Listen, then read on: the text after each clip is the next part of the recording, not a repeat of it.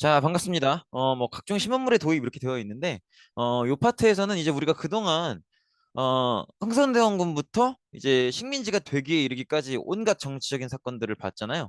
그러니까 그 기간들 동안 문화적으로는 어떤 변화가 있었는지를 볼 텐데, 주로 이제 뭐 신문, 뭐 이런 것들 보게 될 거예요. 그 다음에 학교, 뭐 이런 것들 보게 될 텐데, 근데 여기는요, 사실은 여러분들 선배 때는 그래도 일일이 다 공부를 시키고 다 외우게 하고 다 시험을 보게 하고 그랬어요.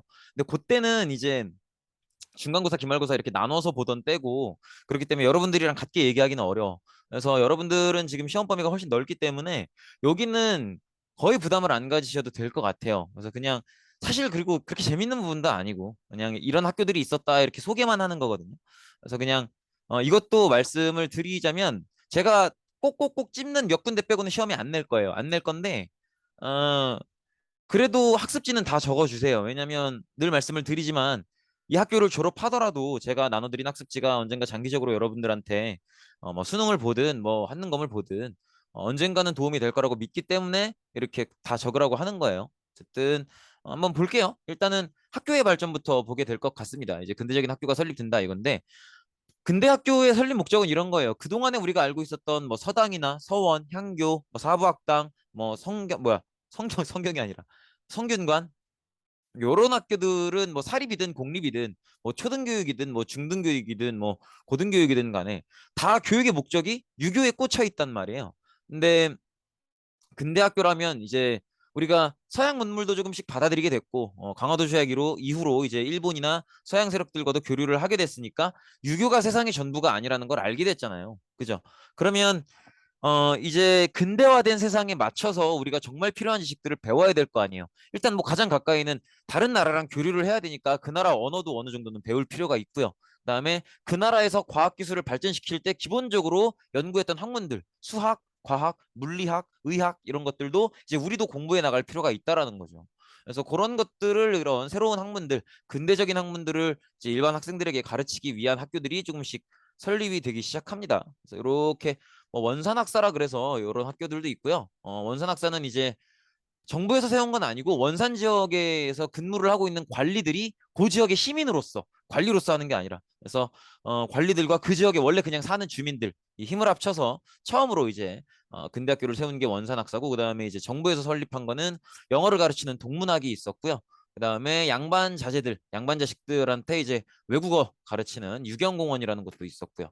그다음에 어, 선교사가 세웠던 배제학당이라는 학교도 있습니다. 그 지금 저기 대전에 가시면 배제대학교라고 있어요.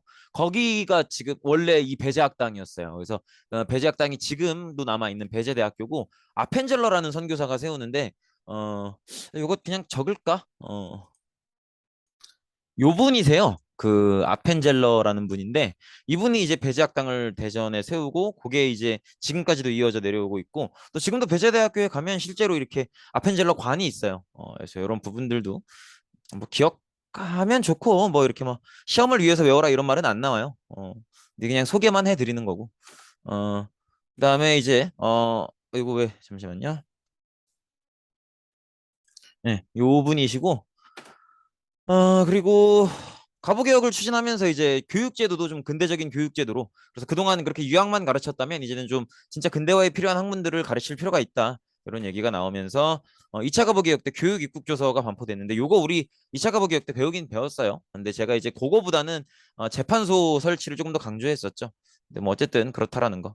그다음에 대한제국 시기에는 이제 상공학교 뭐 이런 것들 세우면서 기술학교 이런 거 세우면서 실업교육 여기서 말하는 실업교육은 실제로 뭔가 일을 할 수 있는 기술을 가르치는 교육을 얘기하는 거예요. 그래서 뭐 이렇게 뭐 전기공학이라든지 뭐 이런 것들 전기 제품을 만드는 방법이라든지 이런 것들을 가르치는 교육을 얘기하는 겁니다. 이렇게 보시면 되겠고 그다음에 이 시기에 이제 애국개몽 운동이 벌어지죠. 제가 이제 애국개몽 운동의 투 트랙은 뭐라 그랬어요? 교육과 산업이라고 했잖아요. 그래서 애국개몽 운동은 크게 두 흐름이에요. 우리가 신민회에서도 봤다시피 학교를 어떻게 해서든 좀 세워 보려고 하고요. 애들을 가르쳐야 되니까. 그다음에 여러 가지 기업들을 세워 보려고 노력을 많이 하고. 그래서 이제 교육과 산업 이렇게 두 개의 방향으로 가게 되는데 그중에서 이제 사립학교가 많이 세우게 됐다는 거죠. 이렇게 이제 PPT 보시면서 학습지 빈칸 채우시고요.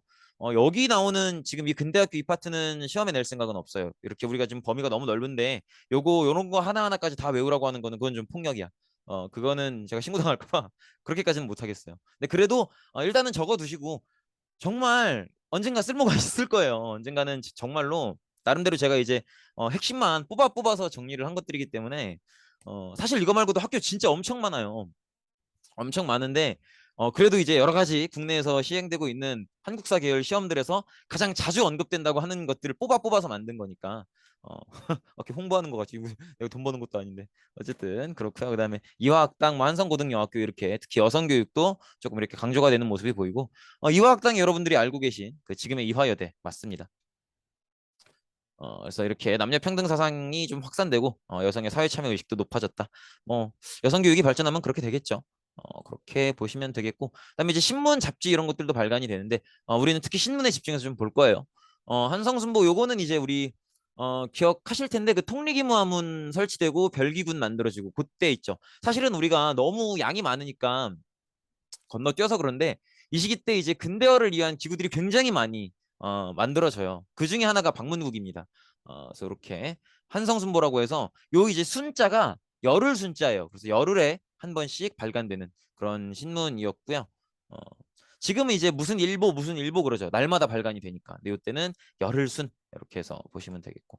또 주보라고 하면 일주일에 한 번. 그다음에 열흘 한 번 나오면 순보 그렇게 보시면 되겠고. 그다음에 독립신문은 최초의 민간 신문이고 서지필이 창간했고 순한글 영문판으로 발간이 되고 이렇게 들으시면 뭔지 기억나시죠? 네, 독립협회 만들기 직전에 독립신문을 만들었었죠.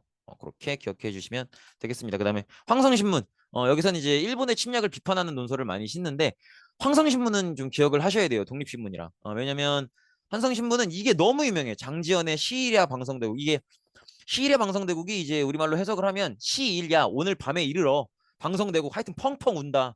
내가 진짜 미쳐버리겠다 막 이런 의미예요. 나 눈물이 막 펑펑 난다 이런 의미인데 여러분들이 생각해 보세요. 지금까지 우리가 배웠던 사건들 쭉 보면 지식인의 입장에서 아, 내 이날만큼은 진짜 못 참겠다. 내가 오늘은 울어야겠다 하는 날을 딱 하루 고르라면 언제일 것 같아요? 이 사람이 골랐던 날은 을사늑약 체결일이었어요. 왜냐하면 을사늑약이 맺어지는 순간 사실 우리나라가 일본의 식민지가 될 거라는 게 결정된 거라고 보셔야 돼요. 사실 1910년에 한일 병합이 되지만 그건 당연히 오는 수순인 거고 그렇게 될 거라고 정해진 게 1905년에 을사늑약이라고 보셔야 돼요. 그래서 그 정도 을사늑약에 그렇게 민감하게 반응하는 거예요. 왜냐하면 외교권은 한 나라 주권의 핵심적인 부분 중에 하나거든요. 근데 그거를 일본이 빼앗아 간다라고 하는 건 이제 우리를 하나의 국가로서 하나의 정부로서 아예 취급하지 않겠다라는 의미거든.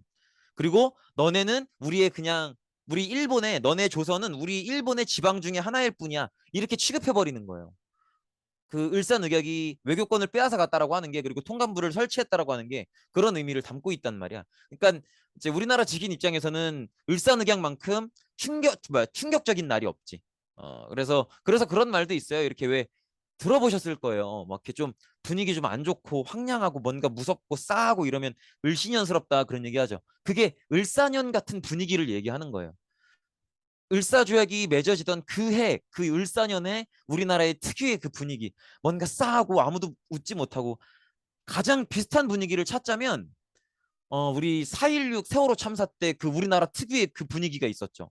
영화 개봉됐던 거 다 미뤄지고 콘서트 다 미뤄지고 우리가 뭔가 평소에 즐거우려고 했던 행동들 다 그리고 이미 이제 그 참사가 있기 전에 개봉됐던 영화들도 재미가 있든 없든 사람들이 왠지 뭔가 못 보러 가겠고 그런 분위기. 그러니까 그런 뭔가 참사의 그런 분위기라고 생각을 하시면 돼요. 그래서 그런 느낌이에요. 근데 을사년도가 1년 내내 그런 분위기였던 거지.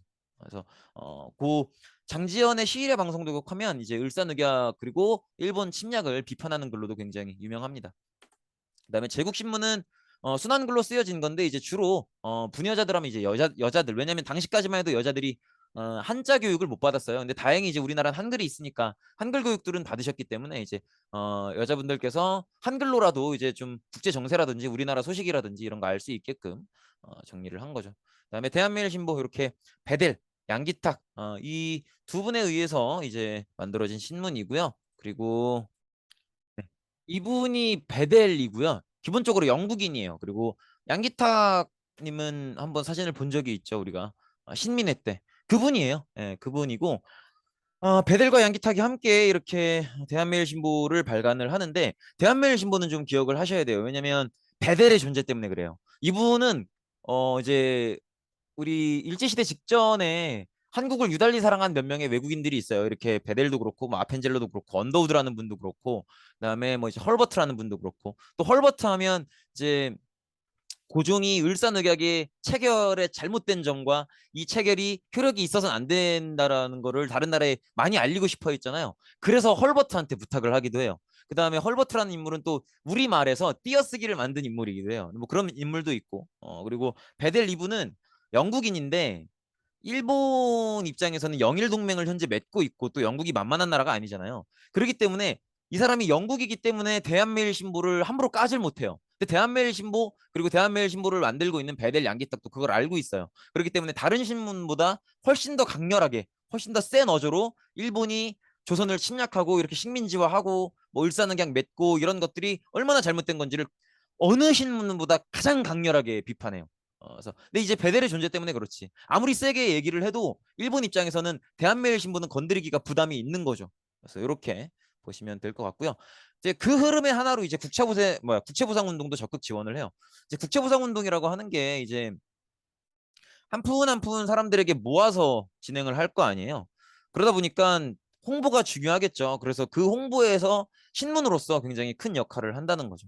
그래서 이렇게 보시면 되겠고, 그다음에 기호흥학회, 서북학회 이런 것들 신문이 이제 많이 탄압을 당하고 이러니까 학회 쪽으로 많이 발전을 하게 되는 건데 뭐 그런가 보다 하고 지나가시면 될 것 같고요. 여기서는 좀 중요하게 볼 만한 게 요 세 개는 기억하셔야 돼요. 독립신문은 당연히 독립협회와 연결해서 기억해 두셔야 되고요. 황성신문 요 글이 너무 유명해. 너무 유명하기 때문에 황성신문은 반드시 기억을 하셔야 되고 그다음에 대한매일신보도 베델의 존재 때문에 꼭 기억을 하셔야 됩니다. 한국인 이름은 배설이에요. 어쨌든 그렇고 요 세 개의 신문만큼은 꼭 기억을 해주시면 너무 감사하겠습니다.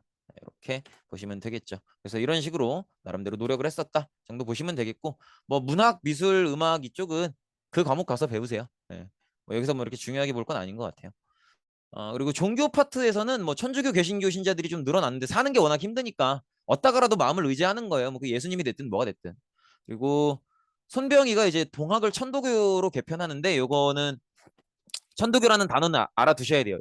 동학이 천도교로 바뀐 거구나라는 거 정도는 알아두셔야 돼요. 왜냐면 일본이 동학을 친일 조직으로 집어삼키려고 시도를 여러 번 해요. 그래서 그것 때문에 손병희가 그런 일본의 어떤 동학을 친일 집단으로 집어삼키려고 하는 시도를 끊어내기 위해서 동학을 아예 이름을 천도교로 바꿔버리는 거예요.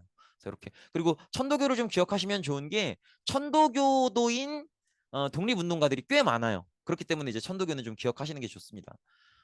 그리고 대종교도 기억을 하셔야 되는데 대종교는 우리나라 전통의 그 건국시조죠. 단군 신앙을 바탕으로 하고 있어요. 그래서 지금은 이제 많이 없는데 되게 역사 깊고 오래된 초등학교들 보면 이제 동상들 중에 단군 동상도 이렇게 놓거든요.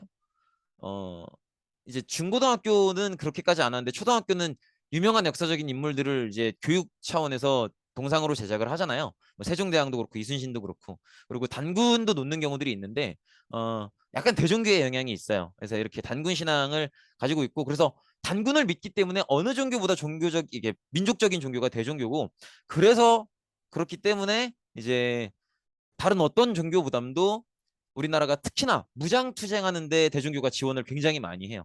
그래서 특히나 만주 지역에서 만주 지역의 독립군들이 이제 무장투쟁하는데 이 무장투쟁에 가장 적극적으로 지원했던 종교가 대종교다. 그렇게 생각하시면 되겠습니다. 그리고 불교 유교에서도 새로운 변화를 추구하는 운동이 나타나고요. 그다음에 역사 파트에서는 이제 박은식, 신채호 이런 역사학자들이 민족주의 역사라고 여기다가 차라리 여기다 이렇게 써주시는 게 나을 것 같아요. 뭐 여러 가지 이제 우리가 예전에 뭐 고구려나 아니면 유명한 인물들이 있잖아요. 뭔가 우리 이렇게 막 국뽕 차오르게 하는 유명한 장군들.